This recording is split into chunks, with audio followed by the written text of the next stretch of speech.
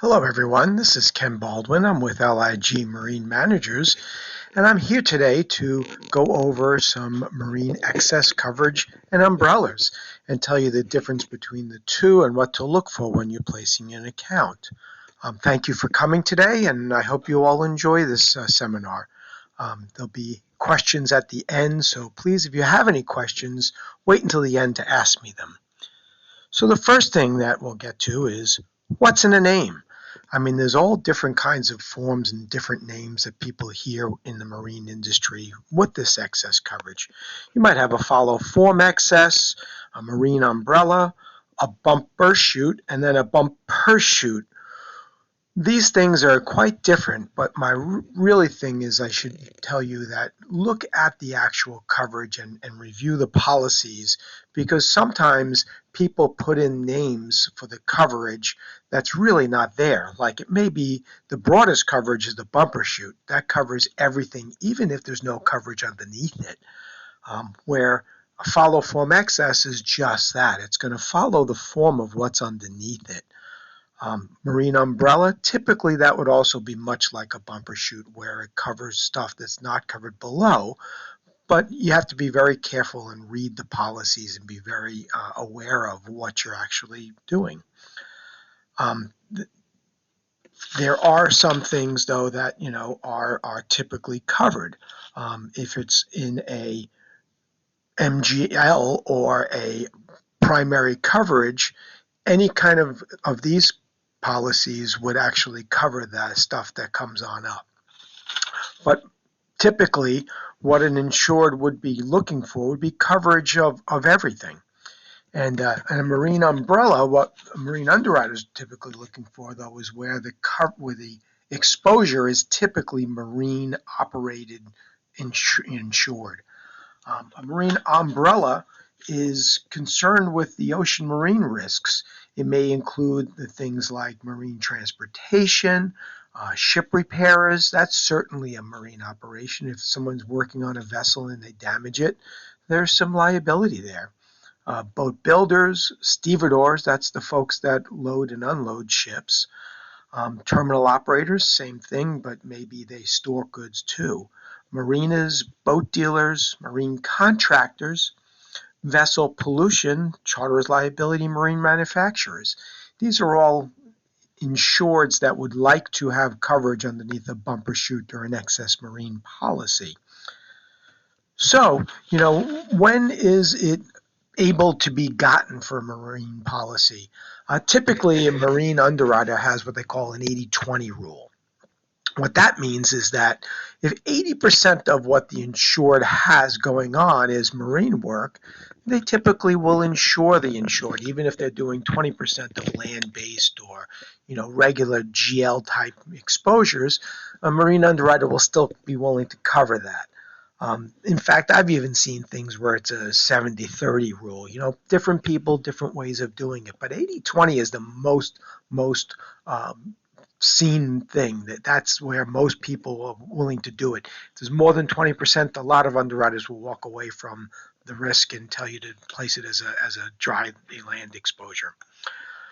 Also, though, one of the things that you might want to find out is there any really horrible coverage underneath this or exposure? Like, let's say, for instance, there's someone who's typically working on a boat, but they're doing it onto a nuclear-powered boat or a power plant as one of their side jobs. That typically a marine underwriter would not touch either. Or if they're working on airplanes or hospitals or medical equipment, stuff that's really not a very dangerous type exposure. Even if it's a small piece of the business, typically a marine underwriter will walk away from the account. But 80-20 is typically what you will see a marine underwriter definitely be willing to do. If a lot of their business is marine-based stuff, working on ships or marine contracting or something like that, an underwriter will be willing to write the coverages. Okay, so how is a bumper chute structured? Well, I have a nice diagram here where it gives a very good view of it. The bumper chute is over the primary coverages. And if you look at this little diagram, it actually even sometimes covers some of the holes in the coverages. So for instance, in this diagram, there's general liability that the bumper shoots over, commercial auto, employer's liability, marine liabilities.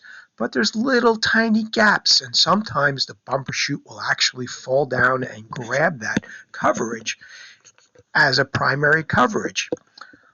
But most of the time, even in my career, I've only seen it once where we had a primary exposure for a bumper chute. But, it can happen, and it's also a really good thing to have because as a broker, you really want to make sure that you have proper coverage for your insured and nothing falls through the loopholes or the gaps. So underlying coverages. Typically, underwriters require minimum limits for underlying coverages. I mean, general liability, marine general liability, auto, monoline marine liabilities, the ship repairers, the wharfingers, all those kind of things. They will typically, an underwriter will be willing to write over $1 million. So, they'll have a bumper chute, but the underlying primary coverage is $1 million. Owned aircraft liability is one that is very, very rare that an underwriter will do, and typically it'll be a minimum of a $5 million coverage. And then, in these coverages too, in a bumper chute, you will have self-insured retentions typically. I've seen everything from $5 to $10 to $25 million. And that would be the deductible where there was no primary coverage. So for instance, like I was saying, if there's a claim where it's not covered by the primary policy, the deductible might be $25,000, but at least still there's coverage there. That's the good thing. You also have some things that are just plain old not ever covered because they're not needing to have excess coverage, or they're just not really anything to do with marine, like workers' comp. They're not liabilities per se, and so therefore they're not necessarily underlying coverages for a policy that's a bumper chute. However, what you want to make sure looking at the things is that if you have a bumper chute that you make sure that you have coverage for the portions in those policies that are, USL&H that do have limits, like the employer's liability, or there's an MEL policy back there that has a $1 million limit. You want to make sure then that the bumper chute that does go over that. And in my diagram on the fourth slide, it showed that the employer's liability was there. You have to be very careful to make sure all of the underlying coverages are in the bumper chute and that you have coverage over it.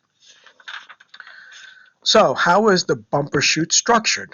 Typically, you will get, let's say, a $1 million general liability MGL policy. Auto, most underwriters will do excess of $1 million. Employer's liability may only be $500,000, but sometimes it's also $1 million. P&I is typically also $1 million. The one coverage where underwriters want to see higher limits is typically vessel pollution. That I've seen, where the underwriter will not do it until it's like a $5 million limit, partly because it's such an unusual event and unusual coverage that it's something that, they want to have someone who really knows how to handle the claim to handle it. And that's why the vessel pollution coverages limits are very high underneath the bumper chute. You also want to, make sure that you layer everything properly because each bumper chute could be fairly differently worded. So in this diagram here, you would have a first bumper chute, and let's just say there's a weird exclusion that's not in most coverages. Well, then it might hit the third bumper chute right away or the second bumper chute. Bumper chutes actually drop down after that, layered deductible. They will drop down and cover some of the primary coverages. So you really want to have, in my opinion, the broadest bumper chute there at the first layer if you're layering them.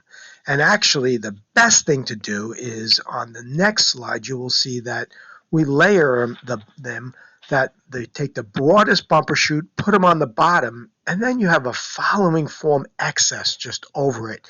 And you can layer that excess to the point where you can go up as far as you can. And the nice thing about that is if you have the primary bumper chute is very broad, all those extra layers then cover everything that the primary bumper chute would cover. So it really is a good thing to have as you know, if you not just necessarily the price on a bumper chute, but also you want to make sure the coverage is broad. And there are very many different bumper chute forms in this industry. And so before, actually binding one, you may want to ask for the form and review it and make sure that there's no exclusions that are not normal to the coverages.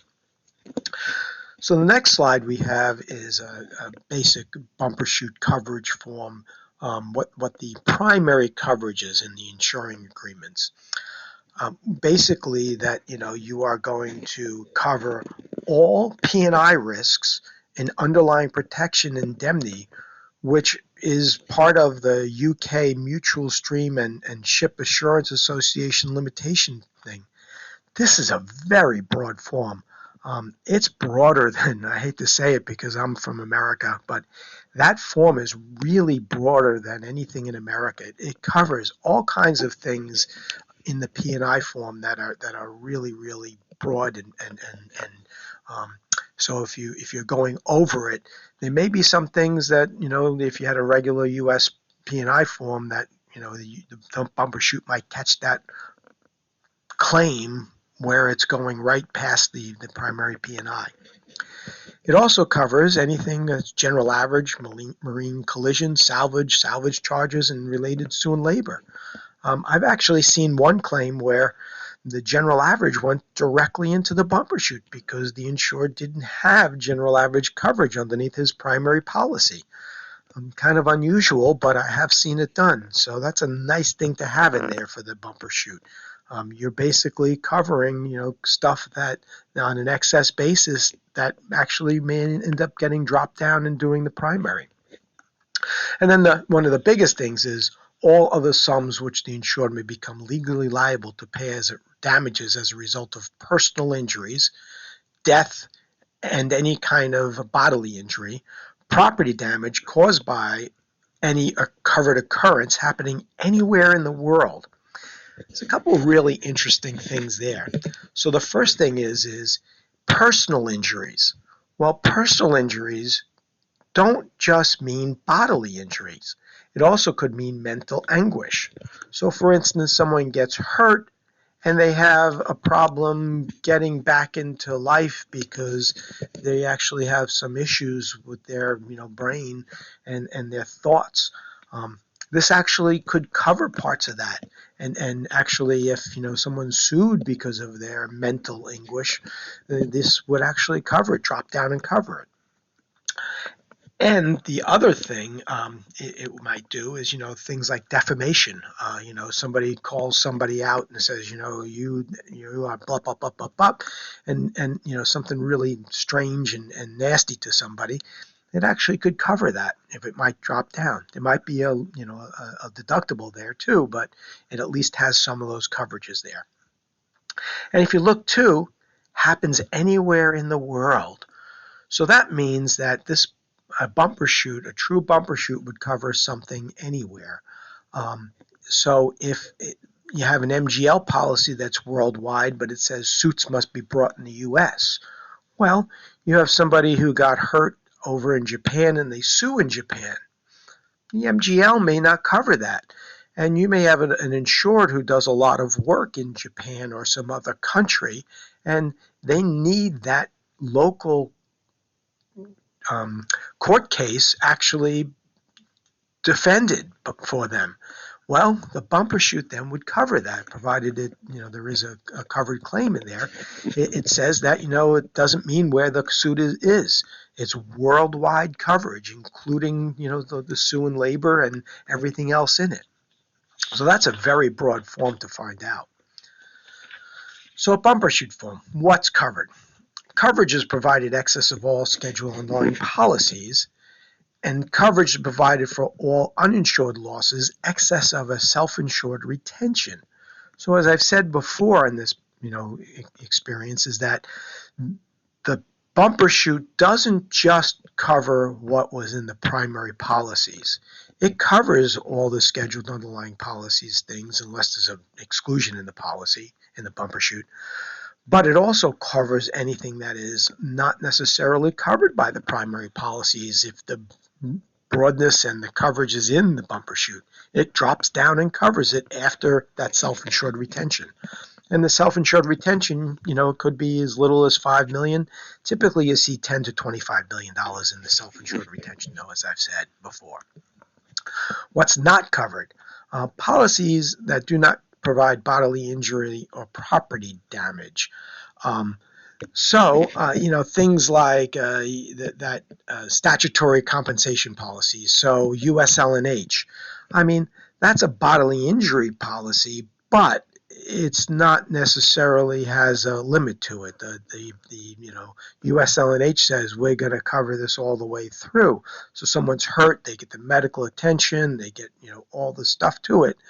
Well, there's no reason for the bumper chute to be over it because it's full coverage there. You also have things that just are not covered underneath the bumper chute. For instance, violation of national trust. I mean, that's not a bodily injury or a property damage thing. Patent violation, or failure to employ somebody. Those are things that are not necessarily a bodily injury or any kind of damage to somebody. But there is somebody who's hurt, and that's a coverage that you can get elsewhere. But a bumper chute wouldn't cover those things. So on the next slide, we go through bumper chute structure. So you have an insuring agreement where you have coverage, and like I said, it's very broad. You have even the mental anguish coverage, you have bodily injury coverage, you have coverage that's underneath the rules of the P&I policies, in a club. Very, very broad. The limits. You will have the limits of insurance, in a bumper chute. And one of the things it says is if there's an aggregate limit in the primary policy, the aggregate applies in this policy. But it also drops down if the aggregate in the primary policy is gone. So let's just say you have a MGL with a $2 million general aggregate. And that year, the insured has $3 million worth of claims for some strange reason. Multiple claims that eat up the MGL. Well, your bumper chute then would drop down, and it would still have that deductible there, but it would be covering that extra $1 million if there's three $1 million claims. That third claim, the bumper chute would drop down and start to take over it. The insured. Insureds in a lot of bumper chutes are much broader than in an MGL. A lot of times, it's not just the named insured, but there will be, for the corporation, but it will also say stuff like any workers and, any employees and anybody who does, work for us. And that's nice. It's a really nice thing because let's say you're a worker and you're doing a job for the company and you make a mess. You do something wrong. You hurt somebody by accident. Well, that means that even if that person who got hurt sues you personally, the bumper chute's going to cover you, and it's going to drop down if there's no primary coverage and take care of you in a lawsuit. It's a really good thing. Then you have, general conditions, cancellation. That's fairly normal. It will say, non-payment of premium and all those things, and give a certain number of days for cancellation.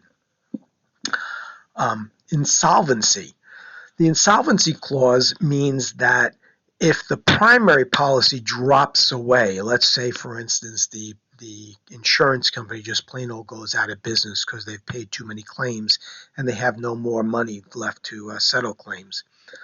You have to be careful of this. There's a clause in a lot of the bumper chutes, and sometimes it says, we're not going to drop down.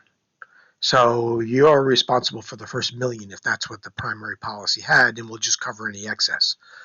Other very broad bumper chutes say, if the primary policy coverage went out of business, we drop down and take care of it as if we are the primary coverage. There's still that primary deductible in it, but it's a really, really good thing to have that if, that you had a company that went out of business, that you are going to go get, primary coverage underneath this bumper chute. Additional insureds. there's just many there that are there. Like I said, it covers all kinds of workers and things like that, and says that anything in the primary policy is covered as an additional insured here. So let's say, for instance, in the MGL, there was a additional insured that had a claim and it was covered by the MGL. It automatically is covered underneath the bumper chute.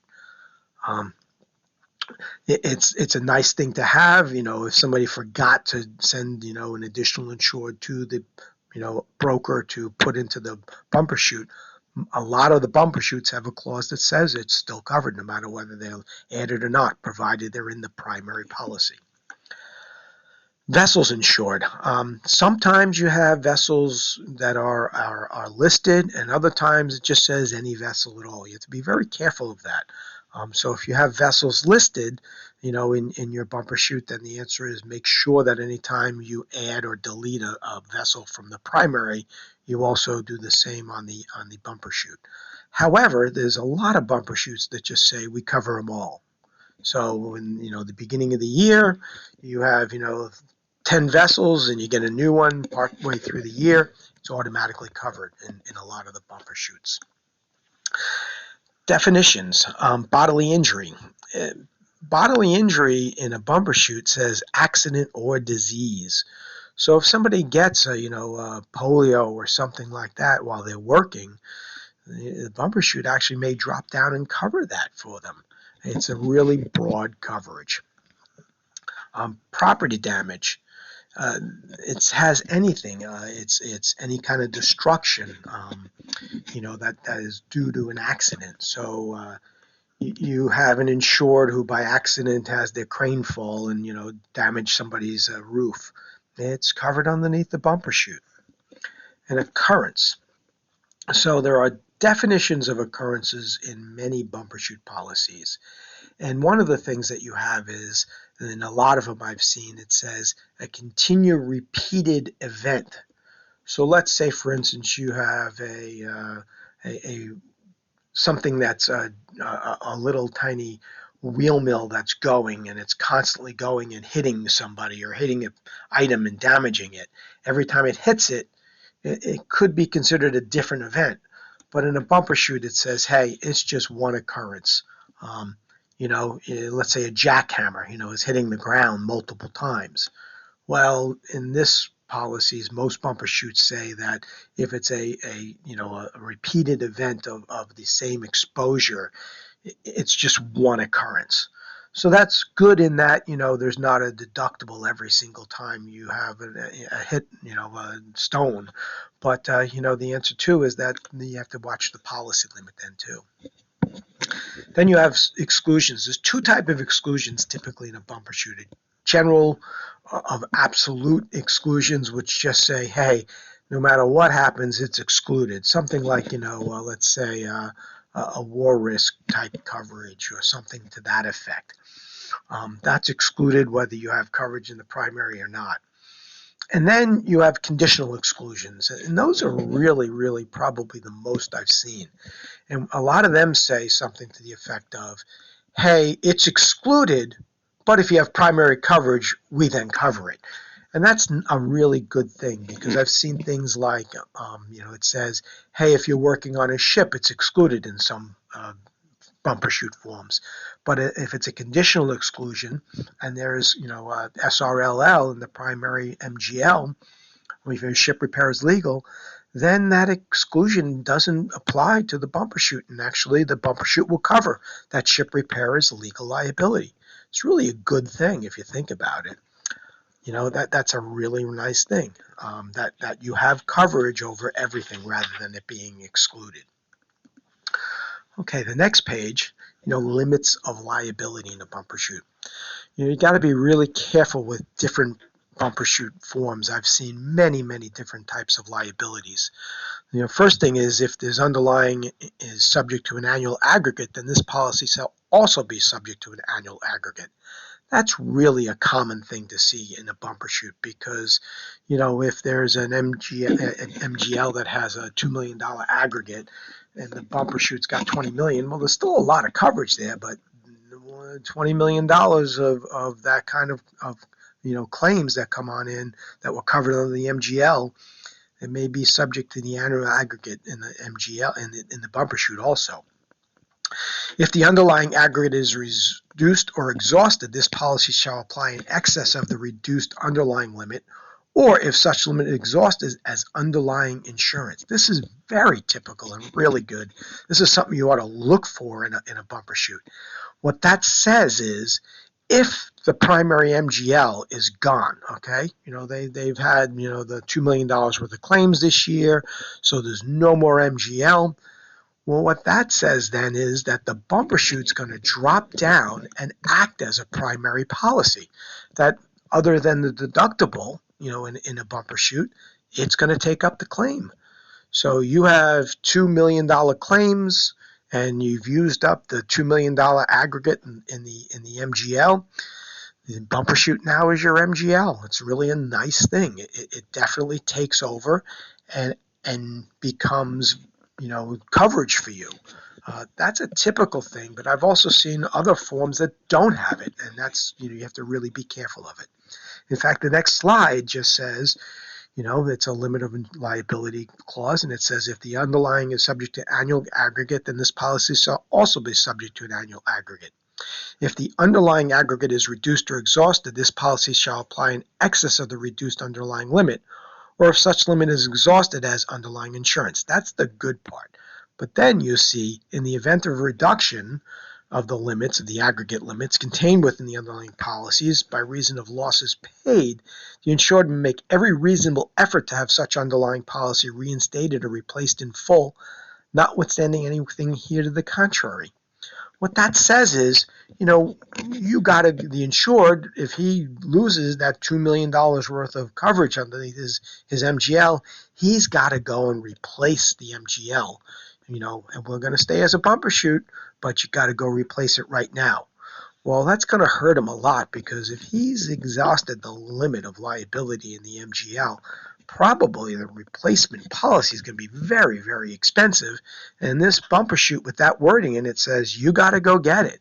You cannot not get it. So that's one thing you really ought to have to be careful of. You want to make sure that the bumper shoot policy does not have a clause like that. I mean, that's something that you really want to look for, and because you do not want to have an insured, having gaps in the coverage or having issues where the policies are no longer valid anymore. Some absolute exclusions in a typical bumper shoot. Breach of fiduciary duty. That's just something that's, it's something that's excluded that should be excluded. Somebody is supposed to take care of something definitely and do this, and they don't do it, it's excluded. Discrimination. You discriminate against certain kinds of people, or you discriminate against your person's sex or something and don't hire them. That's excluded. They're saying, hey, that's not something that's a bodily injury thing or something that's covered. You should go get that from a different kind of insurance company. We don't know how to cover that, and it's something that we don't want to be liable for. Employment-related practices. Somebody is not, in hiring people that should be hired. Work comp and similar acts.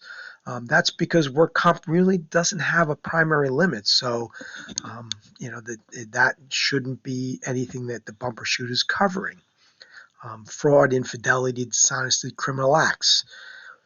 That's something that's excluded by most policies, and something to the effect of, like, hey, the bumper shoot, it means we don't want to cover that because it's not what we have in mind, and it's something that the insured is doing wrong. Occupational diseases, let's say the asbestos exclusion. That's excluded from a bumper shoot typically, and again, excluded from most primary policies. Fines, penalties, punitive damages are typically excluded. Pollution, it's an absolute exclusion, but you can also get it, and typically you can also on a bumper shoot get the sudden accidental pollution coverage. That is excess of, a sudden accidental pollution coverage underneath the MGL, or the vessel pollution coverage, but it would then have to be added specifically. And war risk. War risk is a typical exclusion underneath almost all policies that I know and see. Um, Next slide has bumper shoot absolute exclusions. Um, this one says, notwithstanding any contained herein to the contrary, in the event that the coverage is excluded, listed in a policy in the schedule of underlying insurances, it's understood and agreed that said coverage is also excluded under this policy unless said coverage is provided elsewhere in a policy listed in the schedule of underlying insurances. Any exclusion in an underlying policy is an exclusion in this policy. These are two things to really watch out for. You want that bumper shoot policy to, be covering those gaps. Well, there could be an exclusion in a policy that, really you want covered, but it says, for instance, crew members are excluded. Well, then the bumper shoot's not covering crew members unless it's covered somewhere else. Anything that has that is really a problem because there could be some hidden, exclusion in the policy that you didn't see that now has no coverage for it in the bumper shoot.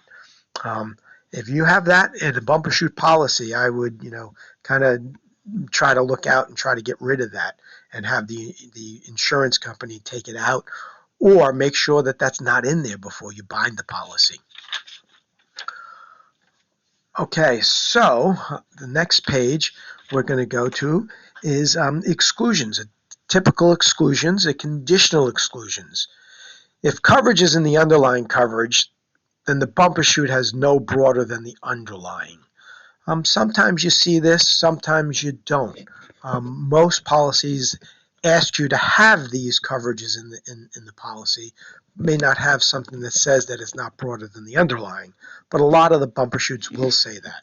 And it'll say the ship repairers, crew coverage, products liability, auto coverage, and any kind of care, custody, control. The ship repairers, the stevedores, legal liability, those kind of things.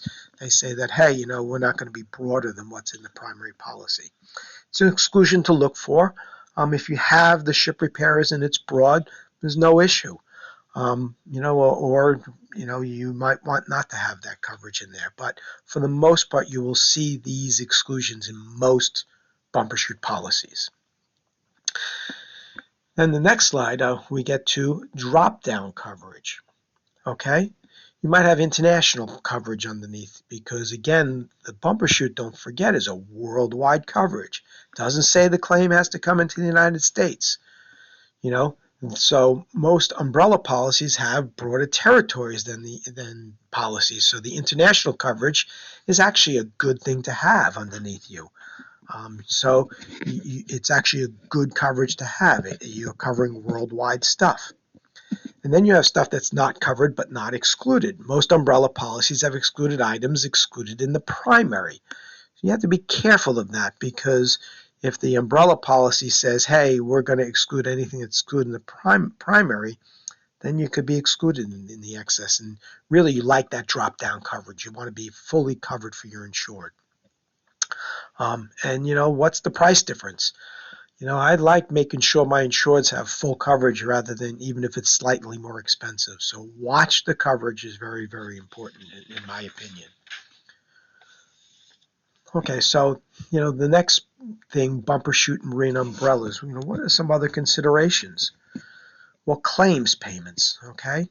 A bumper shoot policy or an excess is a subscription policy with lots of parties a lot of times. And does it have a follow the leader clause? So you could have a claim and, each insurance company is adjusting it separately.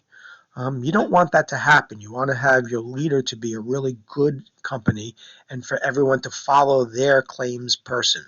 And so that way the claim is handled very appropriately, very honestly, and is cleared very quickly as quickly as possible. You also have, on a bumper shoot policy, since the standalone coverage, additional claim investigation may be necessary over and above what was performed by the primary underwriter. Well, what that's saying is that, it may be that you have somebody who's going to investigate the claim more than the primary guy did, and that's something that you want to have done too. Bumper shoot policy has a drop-down provision that put the company in the primary layer. So that is something to watch out for too. Like I said, let's say for instance the primary MGL is used up and the bumper chute does have a drop-down. Well, does that ocean insurance company, ocean marine insurance company, have a primary person who can handle land-based GL coverages? It's one of those things that you have to be very careful of. And then you also have a bumper shoot policy, maybe excess of non-marine coverages. And, does the marine claims guy get the claim and have a non-marine, do they have any non-marine adjusters to handle those claims? Like I said, auto accident or something to that effect. Or maybe your marine, department has some people who have very large knowledge of, land-based exposures and land-based liability. That's a good thing. But make sure that you have a company that has both. You don't want a bumper shoot where they really don't know anything about land coverage because the bumper shoot may drop down and be over that land exposure. Okay. I hope that this experience has been good. If you have any questions, I am going to be online and ready to answer any questions. Please feel free to ask me any questions, and I'll try to answer them as best as I can. I thank you very much for coming here today and listening to this presentation. And like I said, I'll wait for your questions. Thank you very much.